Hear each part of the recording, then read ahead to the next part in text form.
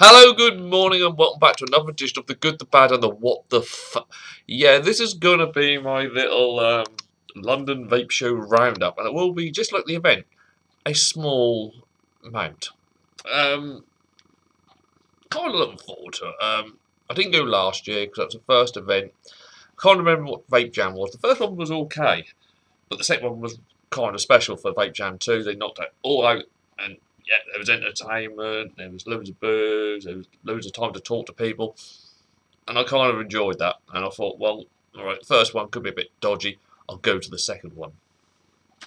Upon arriving there, alarm bells start to ring already. Like, I mean, I got there around about 11 o'clock. I think it was around about 11 o'clock I got there.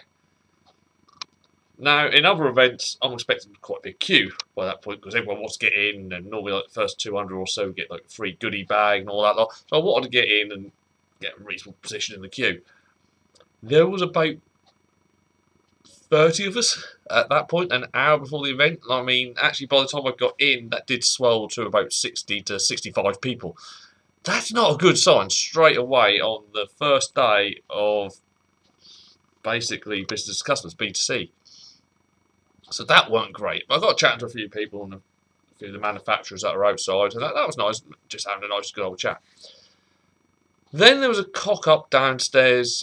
Basically, the security who were running the door at the front, before you had to go all the way up the stairs and actually get to the ticket bit, weren't in communication with upstairs whatsoever.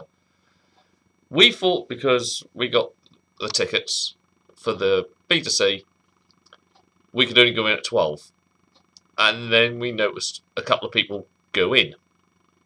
And we went, we'll just try this. And we went up, and they went, oh yeah, if you got an early bird ticket, you could have gone in from 11. What? Well, did anyone want to tell us outside that? Because we were all waiting around like a load of numpties for no apparent reason. Yeah, basically, searched my bag, which always amazes me. That search has got to be the most incomplete search I've ever seen, considering we're basically carrying bomb equipment in our bags. You think about it, you look in our bag and you see boxes, you see wire, you see batteries.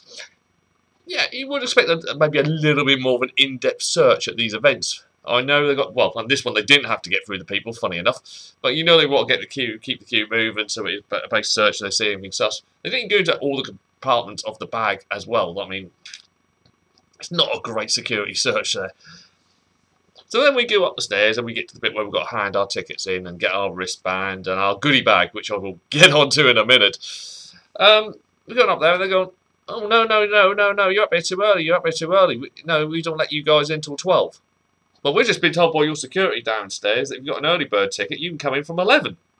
So then that led to a little bit of just hanging around while they tried to sort it out, and in the end they went, oh yeah, go on, in you go. Then we got the goodie bag. And boy, what an arraignment of goodies was in that. I've got the contents of the goodie bag right here. That was it. Now, I mean, I'm expecting maybe a little magazine, gives themselves some free promotions, maybe a few stickers, maybe a wristband, or maybe like a drip tip for the event, a rubberized drip tip for the event, or even like a tank band. No, that was it. So I'm kind of already happy that I didn't pay for my ticket. That my ticket was for free. And then I scanned the room. And my heart sunk straight away upon it. I mean, alright, I'll tell a lie. You didn't just get this. You got a voucher to pick up a certain free-lettered product that I can't mention in the YouTube reviews for free. You went over to Eco Vapes and you got that bottle for free. So you got 2 bottles. One which I'm not interested in because I don't use the stuff. And that. That weren't a great start. So like I said, then you start to look around the room as soon as you get in. And you notice all the way around the outside. I mean, there's no carpet or anything laid on the floor, so it's bare exhibition hall floor. No expense spared. Used. That was the word I meant. No expense used. But you look around the whole of the outside, and it's just absolutely barren. There is nothing around the whole outside edge. Well, one edge did have a few bits and bobs on, but the other 3 was completely bare. I thought, God, this ain't great. And the fact that when you get in, you can see the far wall anyway, so you can see actually how much is actually not there as upon entering. Straight in on your left-hand side, you've got a massive, actually there was a big old booth, massive one, for a certain three-lettered product and a three-lettered exhibition that will be coming up at the expo next March. Yeah, right, not bothered by that one straight away. Then you got the and it's got, look, for that sort of type of product, yes, I know for certain people it can do a lot of good. You do not have to advertise it with marijuana leaves everywhere all over it. It kind of raises a connotation and a connection that we don't really want. We've got enough problems with just keeping vaping as it is at the moment.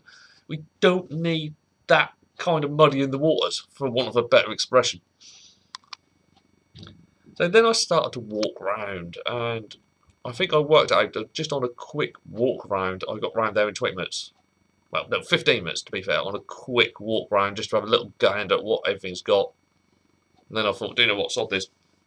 I'm going to go to that food and bar area, just going to have a drink, get myself settled in. I'm going to do a couple of live videos, have a little wander around and try some stuff. Free for 330 milliliter of beer, of those beers that we've now got available, the overpriced ones, basically, £5. Now, I know there's potential in the food and drink area of every single expo that I am going to get raped. I wasn't anticipating there being a gang rape. It was ridiculous. £2.15 for a can of Coke. The fuck? This chicken thing, which didn't look the most appetising in the world, and I didn't even look at that price, I just looked at what they had on offer and went, is that it?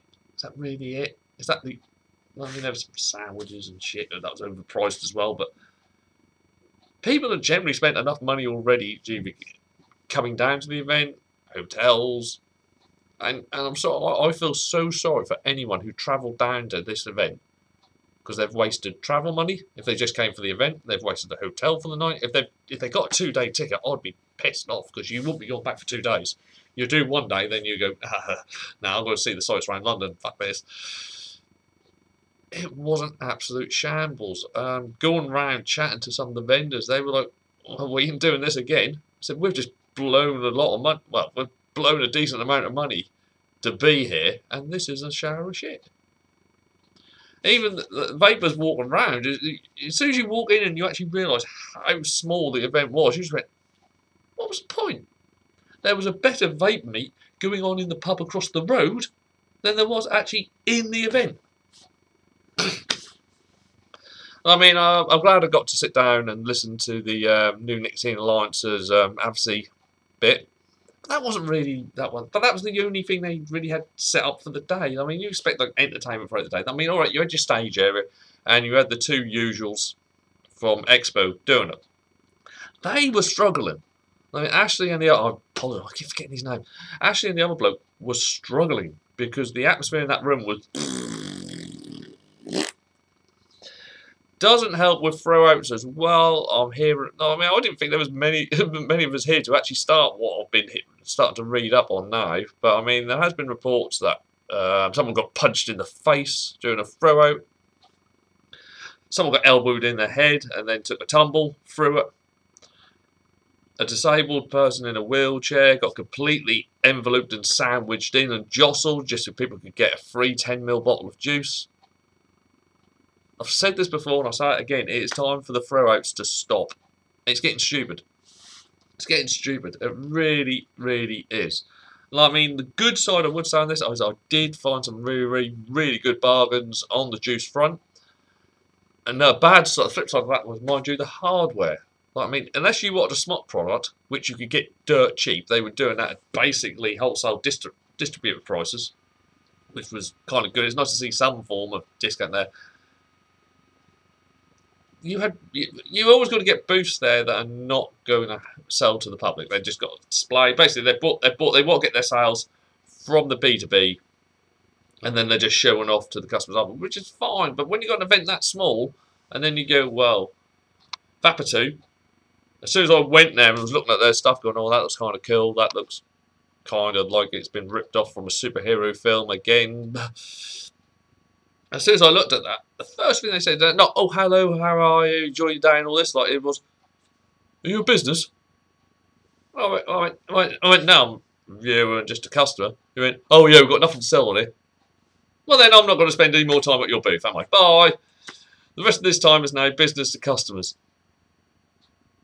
Everyone's going to off as soon as you, if especially with that attitude, it's like, "Oh, are you a business?" "No." "Oh, well, we've got enough to sell it." Well, that's just knocked down another booth out. There's I can't even gather. Huh? There must have been like about 25 booths, if that. Another unwelcome sight, and it's getting a regular occurrence now at these events. ICOS! Yay! Once again, in an already empty event, they were empty. You had a few people who were just going up and trying it and then pulling a face and walking away. But yeah.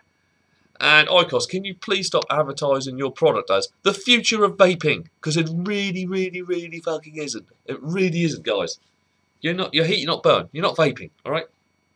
As I said before, in the grand scale of things, as a harm reduction tool, you have a place on the ladder. But you're not vaping. You're really not vaping. Stop trying to muscle into a vastly more successful business area than your own. Oh, no, I mean, it was bad enough when they came in Expo in May. And they even went under a false name. So they were probably already anticipating they were going to get some shit. They were originally, if you looked on the floor plan, you looked at the area that ICOS was in and it said Future Vaping. Which now explains their advertising marketing that they're now doing on the ICOS, which is the future of vaping. And you really, really, really fucking ain't, guys. Do you know what? In tobacconists and places that sell cigarettes and all that, like, yeah, you've got a place. Because you are a tobacco product. And as has been clearly shown in a video, you can take your little heat out, set fire to the end, and smoke it. Which you told us that we couldn't do. There we go. Yeah, just generally disappointing. I mean, I'm speaking to vendors who said we'll never ever do this again. Speaking to people wandering around the event who said they would never ever do this again. I kind of want to know what went wrong. Well, everyone who spent money to get to that event wants to know what went wrong. VapeFindr, I open it up to you, please. I mean, a week before the event, I asked VapeFindr for a floor plan. I mean, oh, is there a floor plan? Because I'd like just to see what was there. That request is still pending on their page. No one even someone's looked at that and gone, "I think we better ignore that because we don't want to tell people what that is a shower of shit that we got down there." And whatnot, but I mean, a few weeks before that, they were advertising for people who wanted booths, and the floor plan flashed up. It was there at the time, and it looked like it was going to be about a 90 to 100 booth event. So how the hell did we get this 20 to 25? Ended. Something's gone really, really fucking wrong here. I mean, I know next week is Manchester. Did a load of people suddenly go, "Nah, do you know what? I'd rather do Manchester." But then VapeFindr kept quiet and just went, "You know what? We'll have to run with this with what we've got. We've got people's money now. We've kind of got to do that. Otherwise, we've got to give refunds." I mean, these are questions that are now starting to really come out. The whole event was a shower of shit.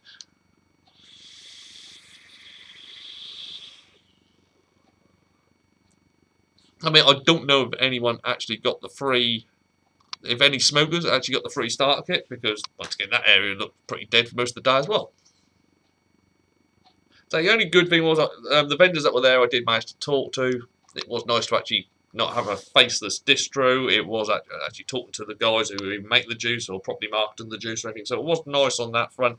I did get some bargains. I mean, on the juice front they were doing, it was either like 2 50ml short fills for a tenner, or 3 for £8. No, I mean, there were some good deals to be had actually on that aspect. I mean, I've got some review stuff. I mean, I've got for the bear range, which, yes, unfortunately does come from them guys after that event, but I will do a review on that. One from Sucker Bunny, because Sucker Bunny is one I've never really, I've dipped into and dipped out of. It's alright. But I will be having the Custard Appeal. We'll be getting a review. I've got this one from Cherry Lemonade from Dainties. I've got this very weird, but I kind of like it. Gin and cucumber. The label is toss. I've got to admit, the label looks cheap, tacky, and a bit kiddie, but the juice inside is a bit unusual, and that's kind of what I'm trying to find for this channel. I'm trying to find something that's just a little bit unusual. And I have got 3 from the Sweet Stuff. I had a good chat with them guys on their booth. I think they are doing Manchester, and I think they might be doing Expo as well. So look out for these guys. They're not original flavours, but what they've done is that they have done them quite well, so I will be getting them done in the coming weeks. That about wraps it up. I mean, a big thank you to all the subscribers who come up and had a chat. That was nice. That's the one thing I do like about these events. My commiserations go out to vendors and vapers who wasted time, effort and money being there. It was an absolute shower of shit. So, on that rather depressingly bleak end note, I bid you all a very good day. If you have enjoyed what you've watched here today, please like, share, comment, and of course subscribe to the channel. And I shall be back really, really soon with some more reviews. Take care, peoples.